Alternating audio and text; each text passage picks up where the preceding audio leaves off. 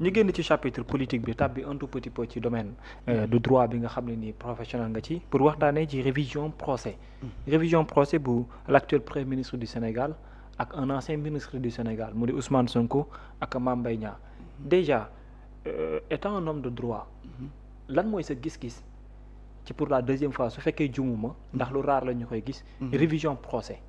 lan moo ci sa gis-gis d'abord. Révision procès lu extraordinaire en droit comme dañ ko sax encadré avec la loi organique de la Cour suprême. Article 92 moo ciy wax donc foofu sax 4 cas la joxe. waaw pour nga mun a def révision.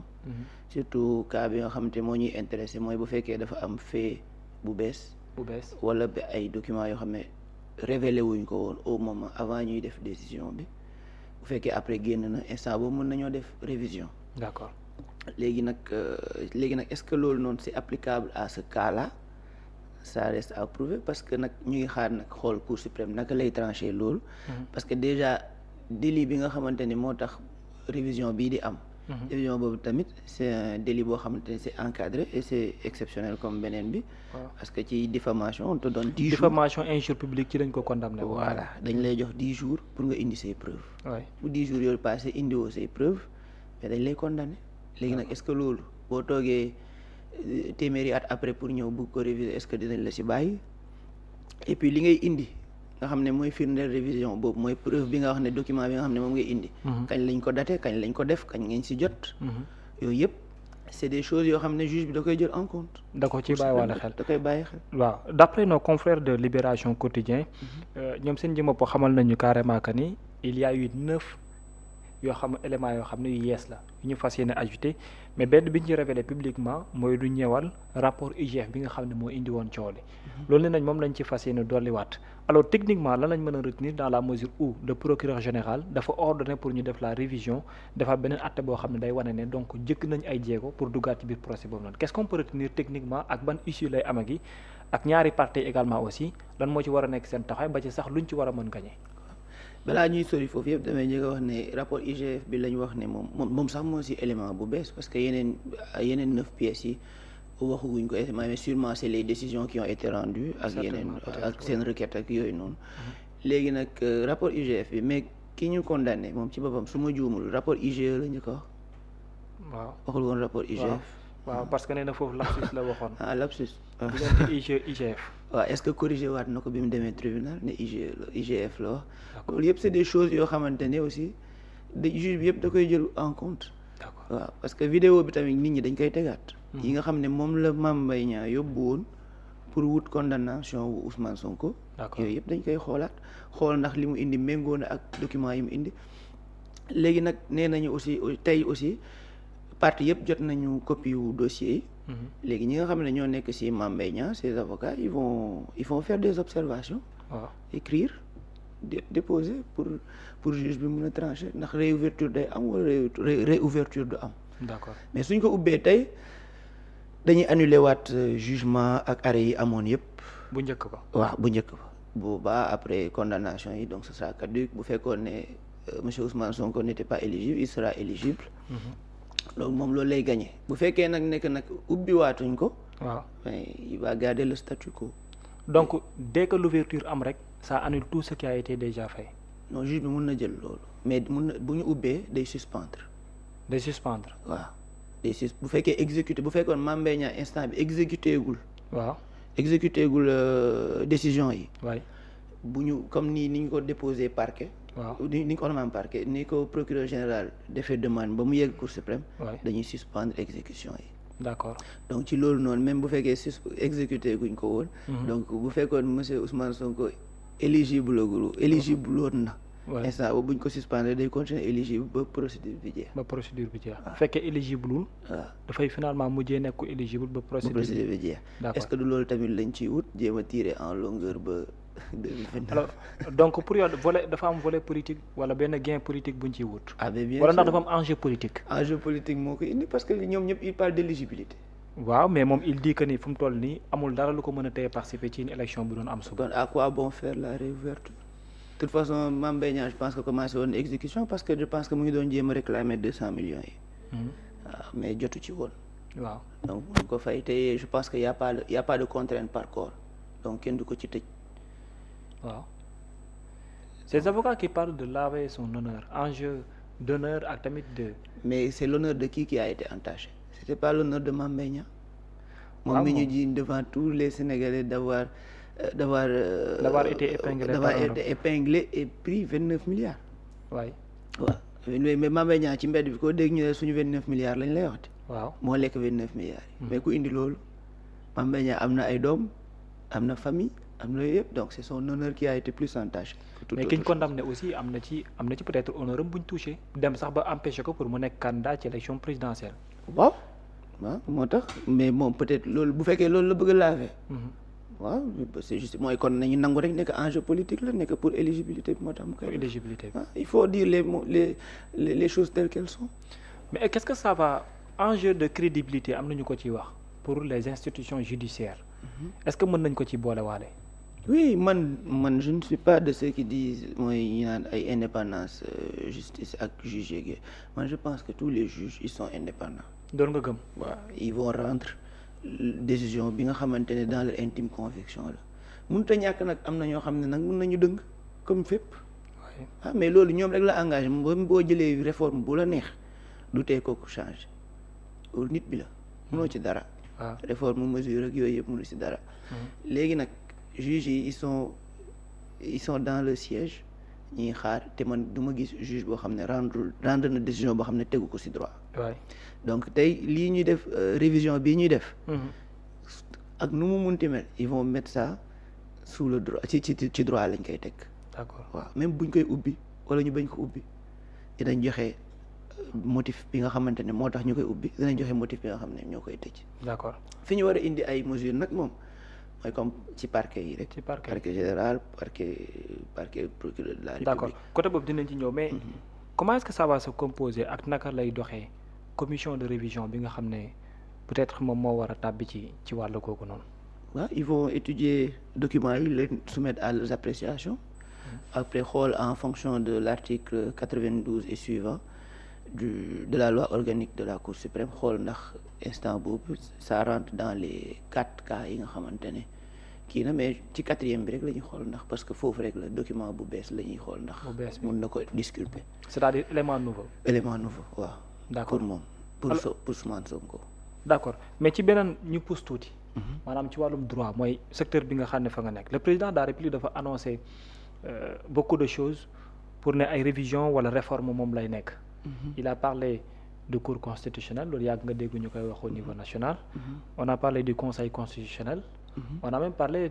ci au conseil supérieur de la magistrature yu bare bari wax ko fa mais commençons d'abord par mettre en place benn cour constitutionnelle qu'est-ce que ça va apporter lan lay changer ci wàllum droit. ci man peut-être ils vont lui donner des attributs yoo xam ne dinañ mën a tontu ci yeneen affaire plus que avant parce que avant conseil constitutionnel du dugg ci élection présidentielle comme su amee ay litiges. du ci dugg moom il est sur la forme ak yooyu noonu. peut-être foofu mën na fa indi dara mais l'idée de créer une cour mën na yokk attributs yi rek au conseil constitutionnel wala ñu delloo ko cour suprême comme yeneen élection yi ni muy def. d'accord. parce que bu ñu créer cour constitutionnelle dañuy supprimer conseil constitutionnel. waaw léegi cour boobu est-ce que même membres yi ñoo fay nekkaat wala ñan ñoo fay nekk. yooyu yëpp il faut ñoom ñu indil ñu ci ay leeral sinon on peut pas avancer trop là-dessus. mais je pense que pour loolu rek moo manqué conseil constitutionnel pour mu mën a indi ci litige électoral yi. d'accord mën a légiférer ci litige électoral yi loolu rek moo ko manqué. sinon je vois pas l'utilité de créer une cour constitutionnelle. mais ñu bari dañ leen di joñ baaraam. au sein de la justice. di leen tuumaal ci ay décisions. yéen tamit ngeen di joxe excuse ne au niveau des tribunaux nombre bi matul. c'est ça éléments yi matul. matériellement et tout aujourd'hui au sein de cette justice là qu'est-ce qu'il y a à réformer pour bañ di subiriti peut-être yenn point de doigt yi nga xam ne dinañ am. vous savez si justice Sénégal li ñuy gën a problème yi ñu gën a am mooy confiance ak célérité mooy gaawaay bi te boo dugalee célérité bi mooy effectif bi ngay wax ci lay dugg parce qu'on n'a pas assez de juges on n'a pas assez d'auxiliaires de justice yoo xamante ni dinañ mën a régler problème yi nga xam ne bu ñu rendre décision par exemple pour ñu gaaw ko bind mu génn signé kook yooyu yëpp c'est des lenteurs administratives yoo xamante ne c'est lourd ba pare y a beaucoup de choses yoo xam ne léegi mun nañ ko dématérialiser ci justice ci yeneen dëkk yi comme conclusion yi avocat yi di envoyé ci audience yi waaw y en a qui le font électroniquement dans des pays ñun fii mënoo ko def électroniquement jaratul ngay déplacé wu pour dem yóbbu ko sa cabinet tu écris tu envoies tu signes. ñu transférer la décision de justice. yooyu yëpp mun na juge bi dina jot yëpp boo bëggee moom mu imprimer ko après il rendra sa décision. mais yooyu yëpp war nañ ci xalaat et puis si célérité bi mooy loolu yokk effectif yi yokk tribunaux yi aussi. on n'en a pas assez. groupe tribunaux yi gën a jege nit ñi mun nañ xool sax si yenn communes yi nga xam ne bëri na ay nit ñu créé fa benn annexe tribunal yóbbu fa ay nit. yooyu yëpp mun na nekk et puis ci lan laa mën a waxati confiance bi. mooy li ñuy waxaat rek mooy mesures yi ñu war a jël de wax nañ ko ci assise bi. waaw defaguñ ko te yëpp nag boo seetloo lii indi coow yëpp. si ay politiciens yi bu ñu duggee ci biir tribunal bi la. waaw parce que foofu rek la coow di am. mais pourquoi loolu yéen ñii da am ak kii ak yéen jugé peut-être nit ñi ngeen di avocat yi. lu parce waral que ñoom la nit ñi xam ñoom la seen voix di porter ñooy génnaat dem ci médias yi di wax des fois yi ñu lay wax sax est-ce que loolu moo am réellement yooyu yëpp c'est des questions qu'il faut se poser. parce que tey bu ñuy wut mesure man je pense que ci parquet rek lañ ko mën a def mooy ci affaire mandat de dépôt yi article yi muy visé yi nga xamante ne mooy tax ñu lay mën a dóor mandat de dépôt directement yooyu la ñu war a xoolaat defaraat ko instituer juge de liberté muy statuer ndax kii war nañ ko mën a tëj wala war nañ ko mën a tëj détention préventive parce que prison yi fees na am na ñoo xam ne jarul tëj wala ñu gaawal seen affaire ñu mën a jàll gaaw mais yi ñuy tëj di entasser nit ñi foofu yëpp c'est des problèmes ñu ngi leen di tëj foofu am na ñoo xam ne ñu ngi fa toog pendant 5 ans kenn xoolagu leen kenn dégloogu leen yooyu mooy problème yi parce que am na ñoo xam ne des fois tëj nañ leen te defuñu dara te noonu affaire bi mel situation bi mel moo tax ñu fay toog ay at ba ñu déglu leen ba ñu jox leen seen procès bu ñu génne ñu relaxer leen ñu ñibbi détention préventive moo waaw ñu dem ñibbi enquêtes yi aussi ñu koy def teg ko ci yoon bu ñuy jiiñ nit ñu teg ko ci lu crédible ak ci lu transparent mais fii dañuy gaawantu jiiñ nit parce que benn diw nee na diw jël na lii ñu jël ko paqueté ko loolu yëpp il faut revoir ces choses là enquête dafa war a sérieuse enquêteurs yi dañu war di déplacer wu aussi mais tout le temps ñu ci bëri nit yi ñooy ñëw am na nag dinañ dem mooy bu fekkee comme ay crime ak yooyu noonu ils vont se déplacer mais yu délit yenn délit yi dañ ko def aussi il faut am na benn affaire boo xamante ni Sénégal nit ñi mu ngi sonal nit ñi mooy comme diggante man ak yow ma lebal la xaalis nga war ma fayagoo ma mënuma la yóbbu police xam nga waaw parce que c'est civil je pense que il faudrait ñu pénaliser ko parce que les gens ils abusent de ça maintenant ñu pénaliser ko mais oui parce que nit ñi fii am nañu bëri dañ lay ameel xaalis ne la demal fu la neex waaw loolu aussi moom après mënoo leen saisir parce qu'ils n'ont rien à leur nom waaw c'est des problèmes aussi loolu moom benn mais yéen ci seen biir les avocats la question qui se pose mooy comment se fait-il que dafa mel da ngay restreindre seen profession y a que 10 ou bien 12 ou bien 5 wala 8 yu Sénégalais yi di xam loolu lan moo ko waral ak tamit lan la ñu war a changer foofu réellement pour mu gën a am beaucoup plus d'ouverture parce que ñu bari dañ naan profession bi dañ ko restreindre trop est-ce que tel est le cas aussi non profession bi terewul mais am na nit yoo xam ne ku nekk ak sa nature peut-être la plupart n'aiment pas aller vers les médias la plupart n'aiment pas faire des commentaires moo tax duñu fës ñu ci gën a fës mooy ñi nangu dem ci médias yi wala di nangu def commentaire après leurs audiences wala ñi am dossiers yi nga xamante ni c'est médiatisé ba nga xam ne ils sont obligés d'aller vers les médias mais yi benn affaire rek moo ne ci profession mais amoo droit publicité waaw comme ça tey ma ñëw doxal sama carte booy def sa émission nga publicité loolu dañ koy tere ci profession d'accord loolu kese la nan nga gisee le métier d'avocat c'est un métier noble au Sénégal ak tamit la manière dont parfois ni ngeen di tàbbee ci politique yéen parfois ci yeneen ak yeneen ak ni ngeen di traité au niveau des tribunaux nan nga ko gisee waaw ba avocat de toute façon à la base métier bu noble la c'était l'aristocratie ñoo ko doon gën a pratiquer dans les temps avant même léegi ay intellectuels ñoo ko doon def il y a beaucoup d'avocats yoo xam ne c'est des scientifiques c'est des économistes comme ay John Locke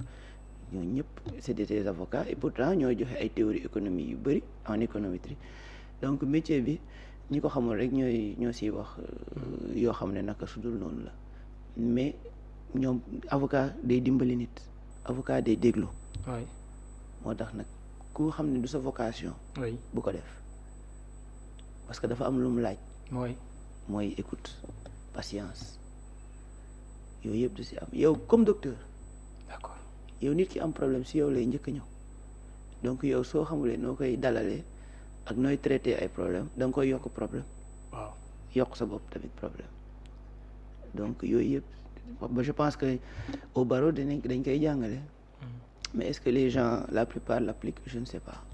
d'accord waaw mais au niveau des tribunaux les avocats sont des confrères ils ont aucun problème entre eux dañuy liggéey moo leen di boole. mais parfois ngeen di laalante seen biir. waaw loolu ci la bokk mais après bu ñu paree ñooy añandoo de. ñooy àndal añandoo comme politiciens yi rek bu ñu paree xosante ba pare bu ñu paree dem lekkandoo. tourné waa toog alors ci dernier chapitre bi ma bëgg ñu waxtaanee mooy dans le cadre de la reddition des comptes mais nañ koy dooree d'abord par benn dossier